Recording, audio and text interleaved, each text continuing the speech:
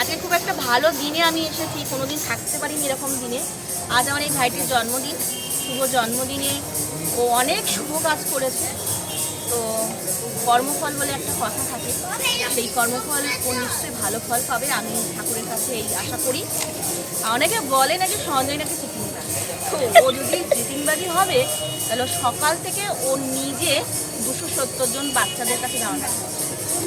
আমরা না খেয়ে দিয়ে সকাল থেকে কাদের জন্য এই সমস্ত বাচ্চাদের ভালোবাসা বলেছে। আর আমি ওকে বহু দিন ধরে চিনি, ও যদি চিটিংবাজ হলো কবেই টাকা পয়সা মেরে বড়লোক হয়ে যেতে পারে। ও যেখানে থাকে, যেভাবে থাকে আপনারা কল্পনা করতে পারবেন। ওর মতো মানুষই হয় না, ওর মতো ছেলেই হয় না। আমি কি বলবো, আমি পার্সোনালি ওর জন্যও অনেক যুদ্ধ করেছি, অনেকের কাছেও কথা শুনেছি।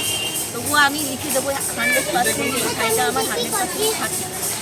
তো শুভ জন্মদিনে এটাই উইশ করি, তুই আরও কারোর কথা না শুনে তুই নিজের লক্ষ্য স্থির রেখে এগিয়ে যা, ভগবান তোর সাথে আসবে। আর আমরা তো আছি।